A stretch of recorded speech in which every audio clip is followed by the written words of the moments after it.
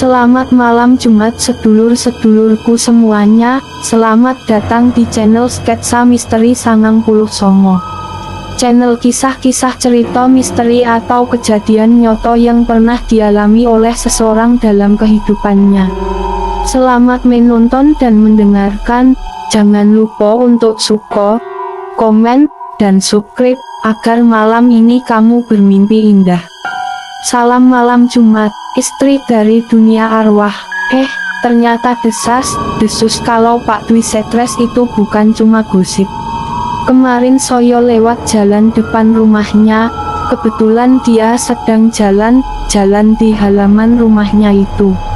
Saya lihat sendiri Pak Dwi seperti orang lagi ngobrol, padahal sendirian loh Mbak Dinar baru tahu kalau saya dari dulu udah curiga. Katanya sih dia jadi begitu karena ditinggal mati istrinya. Kalian jangan ngomong sembarangan, biar kata stres Pak Dwi itu dudokoyo. Kalau seandainya saya janda, saya mau ojo jadi istri dia, asal bisa shopping tiap hari, celetuk mirah yang dia kiri gelak towo. Dinar dan Merni hanya tersenyum paksa mendengar omongan Mirah. Saat itu mereka bertiga sedang belonjo sayur di warung.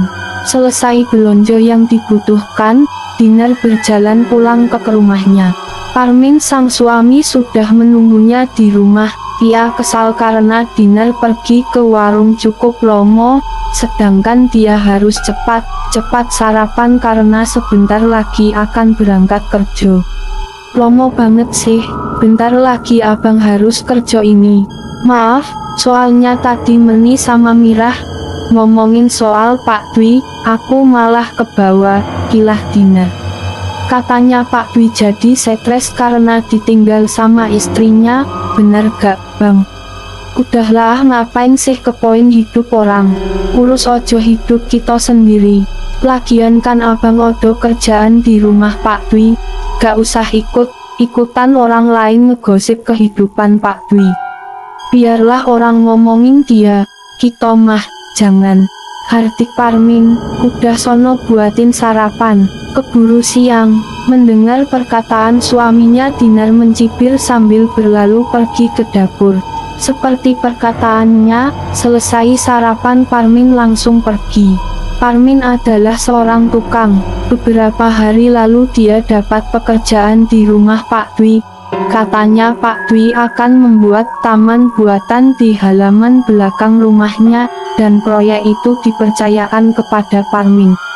Sebelum ke rumah Pak Dwi, Parmin mengajak saudaranya bernama Tumin. Berhubung saat itu Tumin sedang nganggur, Parmin juga merasa membutuhkan bantuan agar pekerjaannya nanti lebih ringan dan cepat selesai. Di perjalanan menuju rumah Pak Dwi, Tumin berbincang dengan Parmin.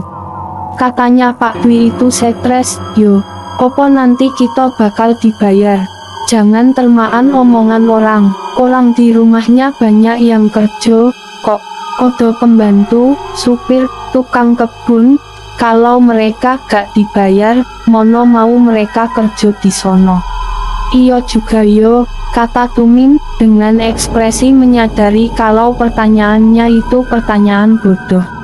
Sesampainya di tempat tujuan, Parmin menekan sebuah tombol yang bertuliskan bel di tiang gerbang yang terlihat kokoh dan tinggi. Selang beberapa detik terdengar suara dari sebuah alat yang terpasang di samping bel. Siapa? Begitulah bunyi alat tersebut. Soyo Parmin, tukang yang disuruh Pak Dwi, jawab Parmin. Beberapa detik kemudian gerbang pagar tersebut terbuka dengan sendirinya. Tumin yang baru saja melihat hal tersebut, terlihat takjub. Pagarnya orang koyo, canggih yo, Min. Namanya juga orang koyo, sahut Parmin. Setelah melewati gerbang, Parmin dan Tumin harus menyusuri jalan beralas paving blok sepanjang 100 meter untuk sampai ke depan pintu rumah Pak Dwi. Halaman rumah Pak Dwi memang sangat luas. Halaman ini dipenuhi patung di setiap penjurunya. Bukan patung binatang ataupun manusia, patung yang ada di halaman rumah Pak Dwi memiliki wujud aneh. Dari mulai patung leak, makhluk buta ijo, ular berkepala 3, dan masih banyak yang lainnya. Selera orang koyo aneh yo. Min, moso patung seram koyo gitu dipajang, ucap Tumin setengah berbisik, saat dirinya dan Parmin sudah berada di depan pintu menunggu seseorang keluar dari dalam. Jangan banyak omong, kita kesini buat kerja. Tidak berapa lama seorang wanita berusia sekitar 25 tahun keluar dari dalam rumah. Parmin dan Tumin diantarnya ke halaman belakang. Masnya tunggu di sini, saya panggilin dulu Pak Dwi, ucap wanita tersebut. Iyo silahkan. Tidak sampai 1 menit, datang seorang pria hampir setengah abad, berkepala bulat, dengan kumis tumbuh lebat di wajahnya, menghampiri Tumin dan Parmin. Mas Parmin, ucapnya dengan nada halus. Pagi Pak, sopo Parmin. Kedua tukang itu bersalaman dengan Pak Dwi. Akhirnya datang juga, kemarin katanya Mas Parmin sibuk, yo. Iyo Pak, alhamdulillah, sekarang proyek yang lain sudah selesai semua. Karena itu saya langsung ke sini, jelas Parmin. Setelah berbincang sebentar Parmin dan Tumin diajak berkeliling di halaman belakang. Berbeda dengan halaman depan, halaman belakang luasnya hanya sekitar 20 tondo ping 20 meter persegi. Jadi gini mas, saya mau bikin taman. Konsepnya hutan mini gitulah, kata Pak Dwi menerangkan. Sedangkan Parmin anggukan kepala menanggapinya. Rencananya di sini mau dijadikan kolam renang. Pak Dwi menunjuk lahan pojok kanan rumahnya. Istri saya suka berenang, ungkap Pak Dwi yang membuat Tumin berkata, aneh. Untungnya Parmin segera mengalihkan. Wah bagus itu, Pak. Cocok kalau dijadikan kolam renang. Parmin berkata dengan nada tak enak hati, takut perkataan kerabatnya itu menyinggung si Dodo Koyo tersebut. Namun sepertinya Pak Dwi tidak begitu mempermasalahkan perkataan Tumin. Dia melanjutkan obrolan soal desain tamannya itu. Sekarang saya tinggal dulu, Mas Parmin, Mas Tumin, kalau ada yang diperlukan bilang sojo sama asisten saya. Nanti dia yang urus, kata Pak Dwi setelah mencapai kesimpulan desain tamannya. Parmin mengangguk mengiyakan, kemudian Pak Dwi masuk ke dalam rumahnya meninggalkan mereka berdua. Min, kamu bikin masalah ojo. Nyari kerjaan susah loh. Kalau Pak Dwi kesinggung, gimana kerjaan kita? Ujar Parmin dengan nada kesal. Aku gak sengaja, men. Sumpah, tadi refleks ojo keluar dari mulutku, kilah Jumin membelah diri. Tumin dan Parmin mulai bekerja. Pekerjaan dimulai dengan menggali untuk membuat kolam renang. Mereka menggali dengan alat manual berhubung kolam yang dibuat juga tidak terlalu besar. Menurut Pak Dwi, kolam itu nantinya dikhususkan hanya untuk istrinya Sojo. Tuming dan Parmin larut dalam pekerjaan, mereka sibuk mengerjakan bagiannya masing-masing. Sampai seorang perempuan memanggil mereka, Mas, ngopi dulu, istirahat dulu, ujar wanita tersebut, yang diiyakan oleh Parmin dan Tumin. Parmin dan Tumin menghentikan aktivitasnya dan segera menghampiri wanita yang kurang lebih berumur 40-an tahun itu. Penampilannya yang sederhana menggambarkan kalau wanita tersebut adalah seorang pembantu. Monggo dimaan cemilannya, kata si pembantu sebelum dia kembali masuk ke dalam rumah. Moso nyuguhin orang kerja pae nampah anyaman bambu. Koyo zaman dulu ojo. Tuming yang mulutnya memang gak bisa diam, mengomentari tempat cemilan yang disajikan. Odo dua nampah yang disuguhkan, mungkin maksudnya agar satu orang satu nampah. Nampah itu masing-masing berisi 1 gelas kopi hitam, 2 mangkuk nasi ketan hitam dan putih, sampai telur rebus juga odo.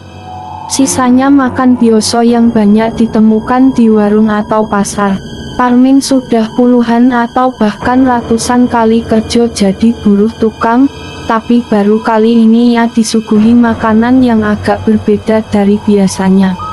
Ia sempat merasa heran namun pada akhirnya tetap dimakan. Sudah menjadi kebiasaannya sebelum makan Parmin selalu membaca doa, Parmin juga makan hanya secukupnya saja. Lain dengan Tuming yang sedari tadi begitu lahap memakan makanan tersebut. Makanannya enak banget, Min. Aku belum pernah ngerasain makanan Sina ini, ucap Tuming yang terlihat rakus seperti tidak makan beberapa hari. Parmin yang mendengar perkataan Tuming merasa aneh, karena baginya makanan itu terasa biasa saja. Jangan makan banyak-banyak, Min. Nanti malah ngantuk, ujar Parmin mengingatkan. Hari sudah sore pertanda jam kerja sudah selesai, pekerjaan akan diteruskan esok harinya. Sebelum pulang, mereka kembali disuguhi makan. Kebiasaan di sono memang buruh tukang disuguhi 2 kali dalam sehari, siang cemilan dan sore harinya makan nasi. Kodo juga yang garingan, kalau diartikan berarti gak dikasih makan sama sekali. Jadi, si tukang nyo yang bawa bekal sendiri, namun biasanya upahnya lebih besar. Merasa tidak lapar, Parmin tidak memakan nasi yang disuguhkan. Padahal menu yang disajikan sangat mewah untuk ukuran suguhan tukang. Bagaimana tidak, satu orang satu nampah. Nampah itu berisi nasi tumpeng dengan bermacam-macam lauk, odo ayam utuh, ikan, telur, daging sapi, namun uniknya tidak odo sayuran sama sekali. Melihat si pembantu sedang menyapu teras belakang, Parman mendekatinya. Bermaksud mengajaknya berbincang sambil menunggu Tuming selesai makan. Udah lomo kerja di sini, Bu. Parmin duduk di teras tidak jauh dari si pembantu. Udah lumayan lomo, Mas. Dari zaman istri Pak Dwi masih hidup, jawab si pembantu tanpa menghentikan aktivitas menyapunya. Lomo juga yo, balas Parmin. Ngomong Bu Dwi meninggal karena sakit opo sih, Bu? Parmin kembali melontarkan pertanyaan. Penyebab kematian Bu Dwi sendiri masih menjadi teka-teki. Rumor mengatakan Bu Dwi terkena serangan jantung, namun itu pun tidak pasti kebenarannya. Pak Dwi memang sangat tertutup, hingga hampir semua orang tidak tahu tentang dirinya, begitu pun tentang keluarganya. Wah, saya juga kurang tahu, Mas. Si pembantu nampak tidak senang ditanya tentang majikannya. Dia juga terlihat berhati-hati dalam menjawab pertanyaan Parmin. Karena itulah Parmin mengalihkan obrolan. Ibu bukan orang sini, yo? Iyo, Mas, soyo aslinya orang Sragen. Oh, pantesan, soyo belum pernah lihat. Kalau orang sini seenggaknya soyo pernah lihat walau gak kenal. Si pembantu hanya tersenyum mesem menanggapinya. Sesaat kemudian lantai yang dia sapu sudah bersih dan ia berniat masuk kembali ke dalam rumah. Loh, Mas, nasi nyogak dimakan? Tanya wanita yang memegang sapu itu saat dirinya berada di ambang pintu. Enggak, Bu, soyo belum lapar, sahut Parmin beralasan. Bukan sojo karena belum lapar, Parmin juga merasa kurang berselera makan di sono, mengingat cemilan yang disajikan tadi siang pun rasanya tidak sinak yang dikatakan Tuming. Masakan dinner lebih enak, kata Parmin dalam hati. Kok gak makan, Min? Mubajir loh, tanya Tuming setelah dirinya selesai makan. Aku gak lapar, pulang yuk. Sebelum pergi, Parmin dan Tuming didatangi gadis muda yang pagi tadi menyambut mereka. Mas, ini gaji untuk hari ini. Gadis itu memberikan 5 lembar uang berwarna merah kepada Parmin dan juga Tuming. Makasih, Neng, ucap Parmin dan Tuming berbarengan. 500.000, upah yang sangat besar untuk seorang tukang, ditambah jamuan bak seorang tamu agung, membuat Tuming senangnya bukan main. Wah, kalau setiap proyek dapat segini tiap hari, Aku bisa cepat beli motor baru, kata Tuming di perjalanan pulang. Nah kan, coba seandainya Pak Dwi kesinggung oleh ucapanmu, bisa gagal proyek kita. Yo maaf, Min, mulutku ini loh memang kadang suka gak kekontrol, sahut Tuming sambil menepuk mulutnya sendiri. Sebenarnya aku heran sama kamu, Min. Itu makanan buatku gak enak, tapi kamu kok lahap sekali makan di sono. Aku lebih heran lagi sama kamu, orang. Makanannya enak banget loh. Kok bisanya kamu gak makan? Tuming berbicara sambil mengangkat kedua jempolnya untuk meyakinkan apa yang dikatakannya itu sungguh-sungguh. Parmin semakin merasa aneh, dia sudah sangat kenal dengan Tuming, ia tahu Tuming memang banyak bicara, tapi Tuming sama sekali bukan tipe pembohong. Jadi sebenarnya opo Indra Peroso dirinya yang bermasalah. Parmin segera menghilangkan pikiran anehnya. Yang terpenting sekarang, ia pulang dengan membawa hasil. Sesampainya di rumah, Parmin langsung membersihkan diri lalu sholat dan makan. Di saat istirahatnya, Parmin bercerita kepada sang istri tentang pengalamannya kerja di rumah Pak Dwi, termasuk perbedaan pendapat dengan Tuming soal rasa makanan di sono. Mungkin Mas Tuming jarang nemu makanan seperti itu, makanya makanan yang menurut abang gak enak ojo, bagi Mas Tuming itu enak, terang Dinar setelah mendengarkan cerita Parmin. Sebenarnya aku heran juga sama Pak Dwi. Kalau memang opo yang terjadi podo dirinya hanya halusinasi, menganggap istrinya masih hidup. Kok bisa sampai mau dibikinin kolam renang segala? Kalau cuma ngomong sendiri masih masuk akal, ini sampai mau dibikinin kolam renang loh, kata Parmin seolah bertanya podo dirinya sendiri. Berarti benar kata Merni kalau Pak Dwi memang stres, timpal Dinar. Parmin yang sedang nonton televisi akhirnya menoleh ke arah Dinar. Orang stres mono yang bisonge, desain taman. Cara dia ngomong juga gak seperti orang stres. Kalau menurut abang, kemungkinan Pak Dwi sudah menikah lagi. Lalu si istrinya ini tidak mau bersosialisasi sama warga sini, beber Parmin, lalu dia kembali fokus menonton berita di televisi. Yo, bisa jadi sih, Bang. Mungkin memang Pak Dwi sudah menikah lagi. Keluarga mereka dari dulu kan tertutup. Jadi wajar kalau gak ada yang tahu, kata Dinar menguatkan opini yang diutarakan suaminya. Perkataan suaminya lah yang lebih masuk akal, daripada omongan Merni yang cuma tebak-tebakan. Malam pun tiba, Parmin melakukan aktivitas seperti biasanya. Pergi ke masjid sudah menjadi rutinitasnya setiap maghrib, pulang nanti sehabis isya. Dan biasanya pulang dari masjid Parmin menghabiskan waktu dengan menonton televisi, sampai dirinya merasa ngantuk. Pagi harinya, Parmin sudah siap dengan setelan dan peralatan kerjanya. Ia juga sudah pamit, sehingga ia tidak berkata apapun lagi kepada istrinya yang sedang mencuci di kamar mandi. Di jalan, Parmin bertemu dengan Tuming yang kini terlihat bersemangat. Semangat banget kayaknya, sindir Parmin. Kalau gaji 500 sehari, berangkat habis subuh pun aku mau. Hohoho, sahut Tuming berkelakar. Jarak rumah Parmin dengan rumah Pak Dwi hanya sekitar 500 meter. Beberapa menit berjalan saja mereka sudah sampai di gerbang rumah termegah di salah satu kampung di Semarang, Jawa Tengah tersebut.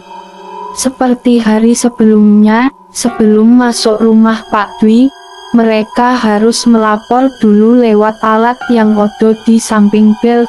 Dan secara ajaib pintu gerbang pun akan terbuka dengan sendirinya.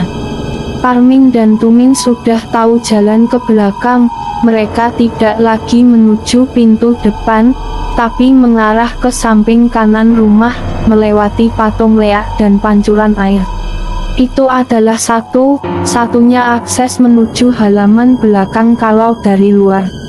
Wanita tadi cantik banget yo, Min, celetuk Tumin, saat posisi mereka sudah berada di samping rumah menuju halaman belakang. Mono, Parmin yang penasaran celingukan, tadi loh di depan, di lantai 2 rumah ini, ungkap Tumin sambil menunjuk halaman depan. Di lantai 2, iyo, lantai 2, kentik banget pokoknya, opo anaknya Pak Dwi yo. Wah, kamu jangan ngarang. Aku juga lihat ke atas tadi, tapi aku gak lihat siapa. Aku gak ngarang, orang wanita itu senyum ke aku kok, Tumin kekeh dengan pendapatnya. Bukan wanita yang ngasih uang kemarin, bukan, si ibu pembantu, bukan juga, yang aku lihat itu wanita muda. Kalau lihat gayanya sih, aku yakin kemungkinan itu anaknya Pak Dwi. Min, setauku Pak Dwi gak punya anak. Di hari kedua ini pekerjaan masuk ke tahap penembokan. Oleh karena itu Parmin kembali menghadap gadis itu lagi. Gadis yang memberinya gaji dan menyapanya tempo hari untuk membuat laporan bahan opo sojo yang harus dibeli. Neng, kalau boleh tahu Eneng ini pembantu juga? Tanya Parmin kepada gadis itu, saat mereka saling berhadapan di sebuah ruangan yang nampak rapih dan formal, terlihat seperti ruang kerja. Bukan, Soyo di sini ngurusin bagian yang lebih privasi. Soyo asisten pribadi, jawab si gadis itu, sambil mencari sesuatu di laci sebuah lemari kecil. Kalau yang nyuguhin pekerja itu siapa? Oh, itu Big Tis. Bagian memasak, odo satu lagi pembantu bagian beres namanya Big Tenny.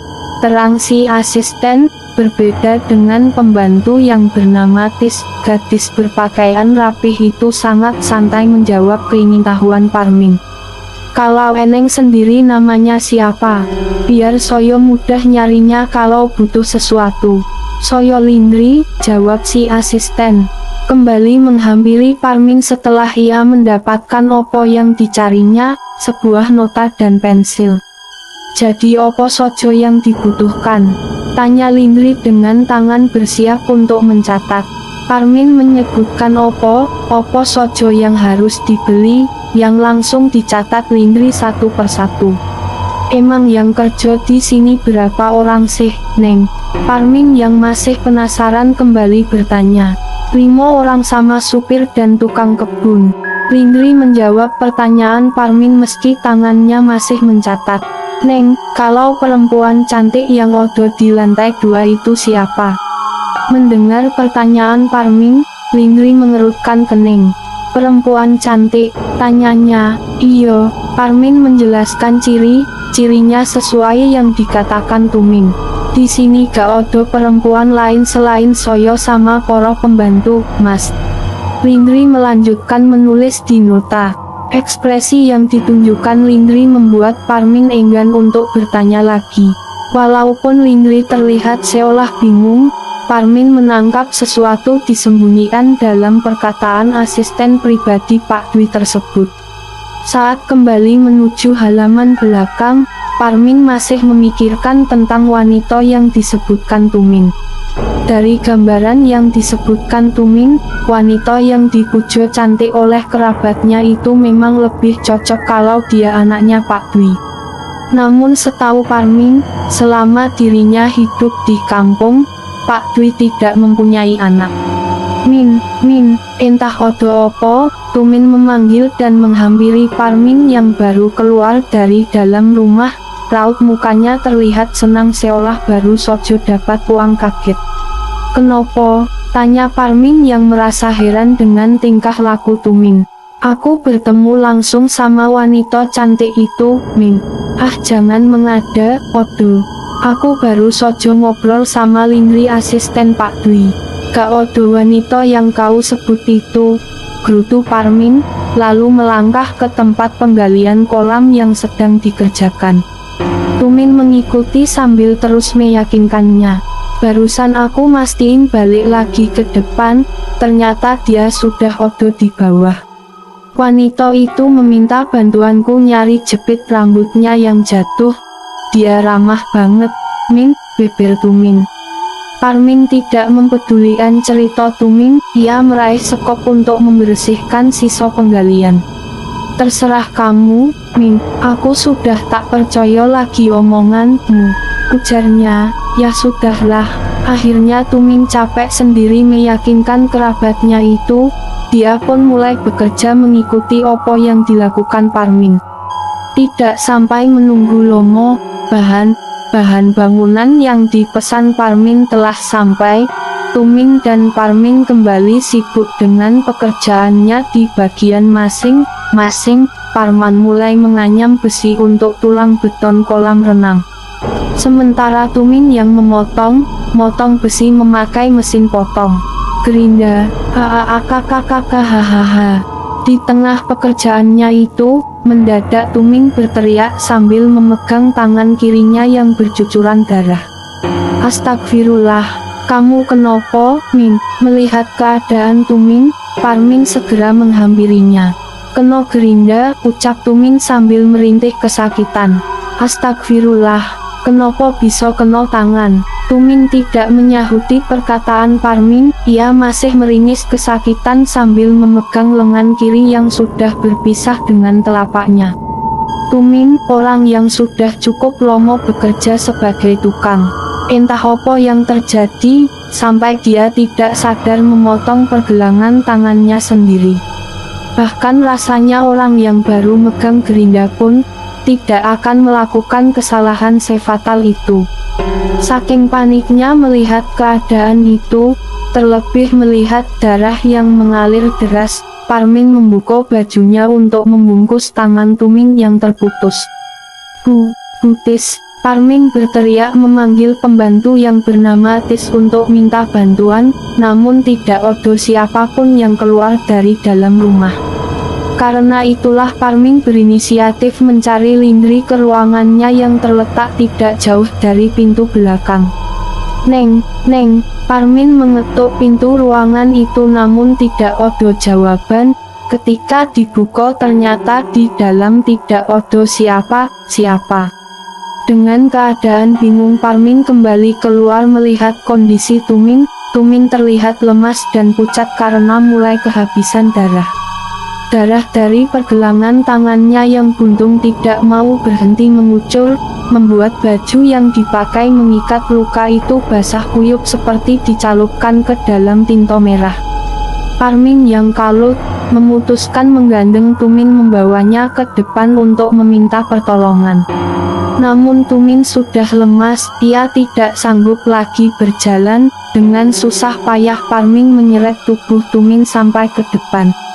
Setibanya di depan, Parmin baru menyadari kalau gerbang setinggi 2 meter lebih itu dioperasikan secara otomatis, sehingga tidak bisa dibuka sembarangan seperti gerbang pada umumnya. Sedangkan jalan keluar satunya hanya lewat gerbang. Sabar, Min, aku nyari bantuan. Tidak ada pilihan lain, terpaksa Parmin meninggalkan Tuming yang sudah tak berdaya.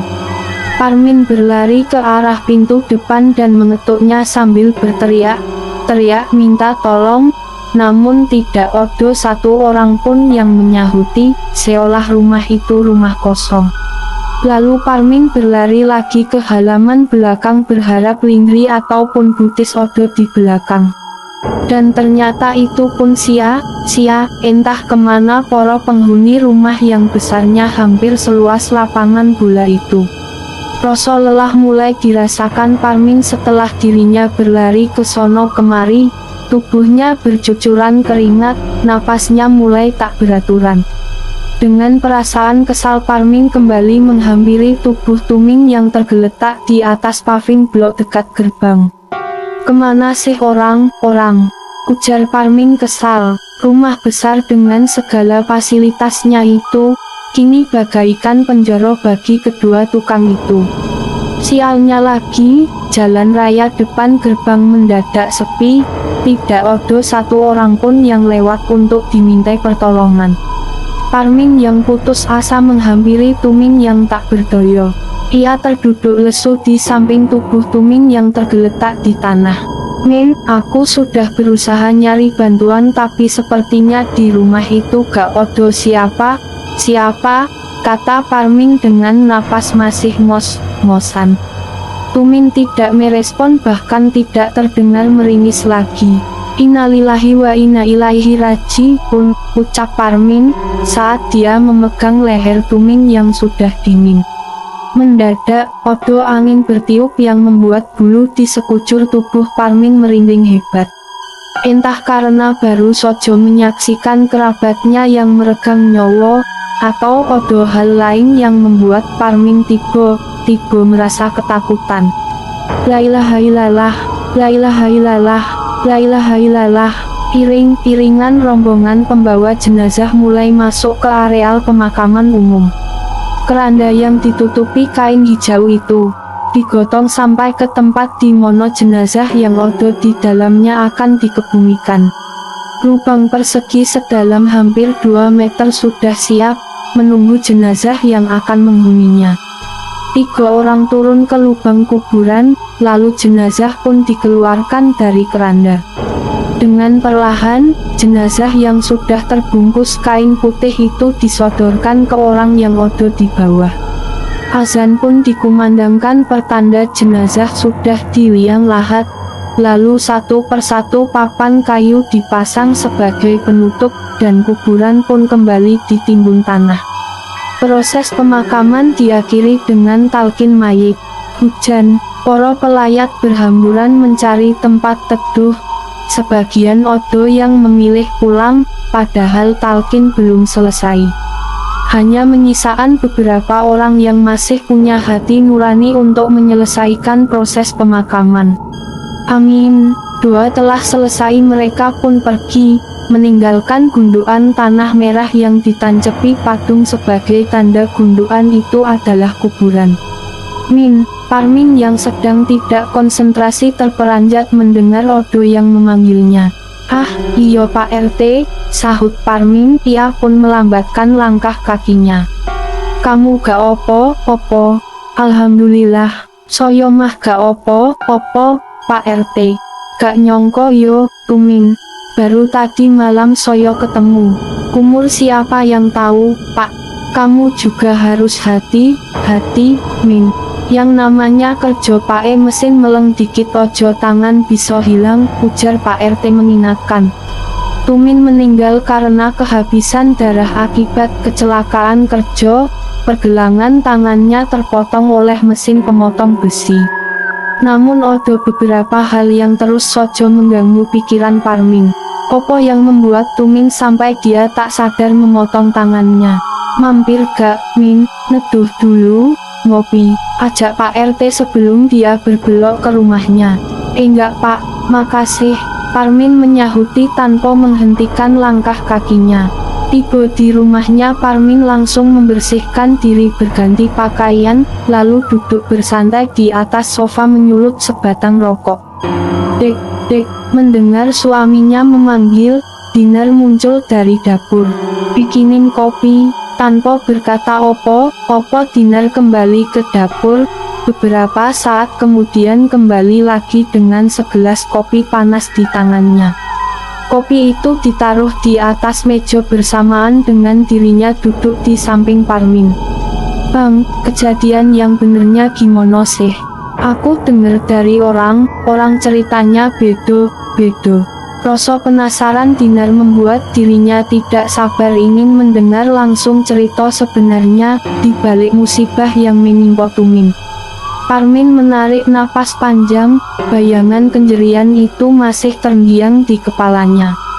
Darah berceceran, paniknya saat itu, ditambah dirinya lah yang menyaksikan langsung bagaimana Tuming meregang nyawa. Rokok kretek di jarinya ia hisap dalam, lalu mengambil gelas berisi kopi menyeruputnya. Merasa agak tenang, Parmin pun kemudian menceritakan semuanya dari awal insiden itu terjadi. Abang beneran gak lihat perempuan yang diomongin Mas Tumin? Tanya Dinar yang ikut penasaran dengan wanita yang diceritaan Parmin. Sama sekali gak lihat, maannya si Tumin abang ngomelin, takutnya dia ngada. Kuman herannya abis itu dia cerita lagi ke abang, kalau dia bertemu langsung sama wanita itu bahkan bantuin nyari jepitan rambutnya. Itu yang abang gak ngerti. Parmin meneguk kopinya lagi, sementara Dinar begitu antusias menunggu kelanjutan cerita Parmin. Opo mungkin itu istrinya Pak Dwi? Kata Dinar penuh selidik. Parmin menggelengkan kepala meragukan perkataan istrinya. Kalau dari ciri yang si Tumin bilang, lebih cocok kalau wanita itu anaknya. Lagian kalau memang itu istri Pak Dwi, kenapa cuma dia yang lihat? Atau mungkin itu cuma tanda Mas Tumin ojo, Bang. Biasanya kalau orang mau meninggal kadang suka odo tandanya, terang Dinar. Iyo kali, yo. Parmin kembali menikmati kopi dan rokoknya.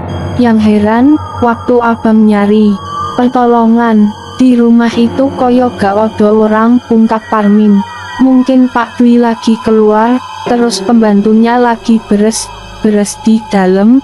Rumah segede gitu kayaknya gak bakal kedengeran walaupun abang teriak, kata Dinar berasumsi, tapi tetap sojo semua itu masih mengherankan bagi Parmin. Gak tahu juga dek, kalau memang seperti itu, kenapa pas banget saat Tumin dapet musibah. Kemarin abang sering banget lihat Butis di dapur, tapi tadi mendadak gak odo. Tetep intinya mah, udah musibahnya Mas Tumin koyo gitu, udah takdir. Tapi kalau pintu gerbangnya gak bisa dibuka, terus abang keluarnya gimana? Gak lama setelah abang cek kalau Tumin udah gak odo, pintunya itu kebuka sendiri. Habis itu Tumin abang gendong sampai puskesmas. Yo itulah resikonya kalau pakai alat serba otomatis, yang odo malah nyusahin. Entar kalau kita punya rumah koyo gitu, gerbangnya jangan yang otomatis yo, Bang, kata Dinar bercanda lalu tertawa geli. Membuat suasana saat itu menjadi tidak terlalu tegang, setelah mendengarkan cerita Parmin yang cukup mengerikan. Dek, buru rumahnya, pintu gerbangnya ojo belum tentu kebeli, kata Parman sambil melengos pergi. Udah kita jadi ngomongin orang yang udah meninggal. Arti seorang pria berusia 50 tahun, harinya bekerja mengurus sawah peninggalan orang tuanya. Selain itu Ardi orang yang ditugaskan dari desa, menjadi penggali kubur di kampung. Dia jugalah yang menggali kuburan untuk jenazah Tumin. Sehabis berjamaah salat maghrib, Ardi duduk di dekat Parmin di teras masjid sambil menunggu azan Isya. Kebetulan hanya dirinya dan Parmin yang saat itu odo di situ, kebanyakan jemaah lain memilih pulang. Tumin itu tragis banget meninggalnya, yo. Sebenarnya Parmin sudah jemu membahas lagi tentang Tumin. Untuk menghargai Ardi, Parmin hanya mengiyakan. Aku gak bermaksud menjelekkan kerabatmu, Min. Kenapa emangnya, Kang? Tumin punya hutang sama Kang Ardi. Bukan, jadi gini, waktu aku gali kuburannya, aku nemu benda aneh, kata Ardi. Parmin yang awalnya tidak tertarik, menjadi penasaran mendengar perkataan tukang gali kubur itu. Aneh, tapi aku gak maksud menjelekan yo. Takutnya malah jadi fitnah. Iyo soyo ngerti, aku kan disuruh gali di tempat yang udah ditunjuk sama Pak RT. Nah, saat aku gali aku nemu koyo jepitan rambut. Jepitan rambut, potong Parmin yang terkejut. Iyo semacam jepitan rambut, koyo tusuk konde gitu. Adalah sebesar 2 jari, panjangnya kira 1 jengkal. Atasnya itu ada variasi koyo kepala ular koyo barang zaman dulu, antik.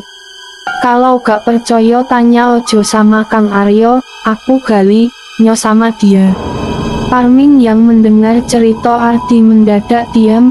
Cerita itu mengingatkannya podo cerita Tuming, yang katanya membantu nyari jepitan rambut milik wanita cantik yang ditemuinya. Mungkin odo yang buang di sono kali, Kang. Seumur umur aku jadi tukang gali kubur, aku belum pernah nemuin barang aneh, ini pertama kali. Odo tigo lagi barang itu. Sekarang dikemanain? Aku buang, Min. Itu sudah jadi tanggung jawab kita yang gali kubur buat jogo privasi jenazah, takutnya nanti jadi fitnah. Aku berani ngomong juga cuma sama kamu, Min, karena kamu kerabatnya. Maaf yo, Min, sekali lagi aku gak bermaksud jelek sama kerabatmu itu loh. Cuma aku kepikiran terus kalau gak diceritain, sambung Ardi. Gak opo, Kang. Soyo juga paham. Satu lagi, Min, biasanya kalau aku nguburin jenazah suka jadi ingat mati, suka ngebayangin gimana menakutkannya kematian. Tapi, waktu nguburin Tuming, aku kok gak ngerasa opo, rasanya koyo bukan lagi nguburin jenazah manusia. Aku gak tahu yo, mungkin ini cuma perasaanku sojo. Joko sudah menganggur sejak seminggu lalu. Selama seminggu itu dirinya tidak mendapatkan tawaran untuk buruh tukang. Begitu, banyak orang di kampungnya yang berprofesi sebagai buruh tukang, membuat dirinya sulit mendapatkan tawaran. Sementara ia memiliki istri dan anak yang harus dinafkahi. Semua teman dan kenalannya sudah ia hubungi untuk mencari pekerjaan, namun kebanyakan dari mereka pun mengeluh sulitnya mendapatkan tawaran kerja. Sampai akhirnya Joko ingat dengan Parmin Sohib di pesantrennya dulu. Joko pun mencoba menelponnya. Assalamualaikum. Waalaikumsalam, gimana kabarnya, Jok? Begitulah Parmin memanggil temannya itu. Alhamdulillah, kamu sendiri gimana? Aku juga baik, alhamdulillah. Setelah gosok basi sebagaimana teman yang baru bertemu, obrolan pun mengarah ke intinya. Ini, Min, aku sudah seminggu nganggur, siapa tahu di sono ada pekerjaan. Koalah kamu lagi nyari kerja. Memang di sono gak ada proyek. Di sini buruh tukang banyak, Min. Proyek juga ada ojo, kuman yo aku belum dapat rezeki gak ada tawaran. Yo sudah, kalau mau kesini ojo. Insya Allah pekerjaan mah odo. Aku juga odo proyek udah 2 hari mangkrak. Syukurlah, kalau gitu nanti sore aku berangkat naik bis, ujar Joko yang terdengar bersemangat. Yo aku tunggu. Terhitung 2 hari, Parmin belum meneruskan pekerjaannya di rumah Pak Dwi.